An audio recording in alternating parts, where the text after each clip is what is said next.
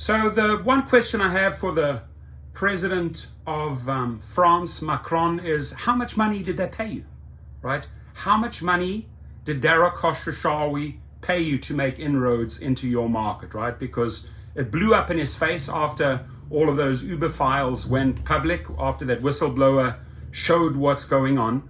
And if in fact this guy accepted money from Dara or any other executive at the top or investor, those heads need to roll, right? So let's get to the bottom of this. If need be, this dude needs to resign, and whoever made the decisions at Uber, probably Dara Khosrowshahi, needs to resign. End of story, right? Uber Files project revealed that company identified Emmanuel Macron as key ally. I will participate in your corruption. I will participate in making money with Uber. Oui, ratatouille. My name is Emmanuel, right? So Uber's lobbying activities in France. By the way, I love France. I was just there in Nice, Saint-Tropez, and Cannes in summer. I had the best time. I will go back there many times. Love the French Riviera. Uber's lobbying activities in France and Paris and its relationship with French President Emmanuel Macron are facing an official inquiry following an investigation led by The Guardian. A committee of French MPs will now investigate the ride-hailing company's relationships with public officials, including with Macron, after journalists revealed extensive lobbying of politicians by the company. And believe me, this doesn't just take place in France. This takes place in every country. The Uber Files project, which was published by The Guardian and the International Consortium of Investigative Journalists, ICIJ, revealed that the company identified Macron as a key ally during his time as economy minister. Macron sought to assist Uber at one point, claiming that he had brokered a deal with its political opponents. The documents were provided to The Guardian by Mark McGann, our hero, formerly Uber's chief European lobbyist, who said he had come to believe the company was exploiting its drivers. Thank you. In its response to the investigation, Uber admitted mistakes and said its new CEO had overhauled the company's practices. Daniel Simonet, the French MP who brought the motion calling for the inquiry, said that in addition to the economic consequences of the gig economy, the Commission would examine the role of public officials and relationships between public and private decision makers. And in a way, I would think, the news out of France last week is that the government stepped in and is now giving the drivers a minimum of $8.60. That's dollars net, right? Not gross, net. So probably some members of parliament stood up and said, listen,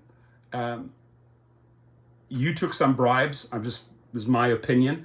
That's all bullshit. We really need to, we cannot throw these drivers under the bus. We need to fight for them and hence give them an increase, right? So every country is going to have its opposition. Many people will use this to try and out Macron out of French politics. And I'm sure there's a lot of deal making going on behind the scenes. But the bottom line is, if it wasn't for McGann, the whistleblower, this story would never, ever be out there. So the French inquiry is the second parliamentary investigation into Uber's political relationships to commence, launched as a result of the files. A 2-month Belgian commission of inquiry into the Uber files was scheduled to begin on Thursday.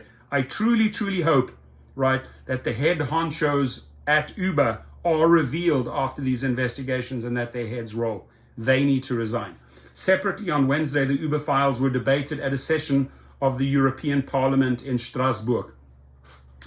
Several MEPs expressed concern about last year's reports, as well as ongoing lobbying of European parliamentarians by private interests generally. Others were severely critical of Uber's business model and accused the company of exploiting drivers. Workers can have flexibility while being employed, said Kim van Sparrentak, a Dutch Green MEP. People with difficulty finding work deserve a real job with rights and fair wages rather than a gig work app that follows their every step. Agnes Jongerius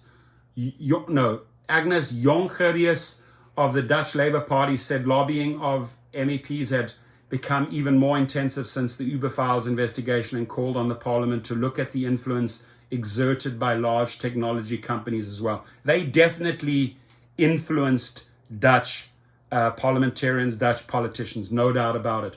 If we don't do this once and for all now, this gig economy model could be like an oil slick on the whole economy. Uber denies exploiting drivers, bullshit.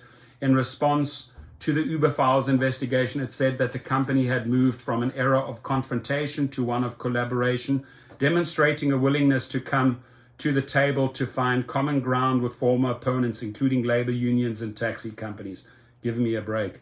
The company said Uber was now regulated in more than 10,000 cities around the world, working at all levels of government to improve the lives of those using our platform in the cities we serve. She added that the commission had sought further information from the former digital commissioner, Neelie Kroes, after the file suggested she had secretly helped Uber to lobby the Dutch government, and that the European Anti-Fraud Office, OLAF, was currently examining the matter. Right? Speaking on behalf of the European Commission, Ylva Johansson told the Strasbourg debate that the Commission attached great importance to the role of whistleblowers for the good functioning of our democracy and economy. And I would hope that more and more whistleblowers, doesn't matter what country you're in, come forward, tell us the story like McGann. McGann had balls of titanium. He came forward. He spilled the beans. We need more people like that. We need engineers. We need people within Uber, within DoorDash, within Lyft to come forward to the media, to the Wall Street Journal, to the New York Times and break the stories. What is really going on there? What are they making you do? What are they making you program, right? How are these algorithms laid out, right? And Macron, Emmanuel, the French president of France, you might have your balls in a twist very soon, or your balls might end up in a bowl of ratatouille if you accepted bucks. We will see. We will see, monsieur. We will see. We will see. Your comments, please.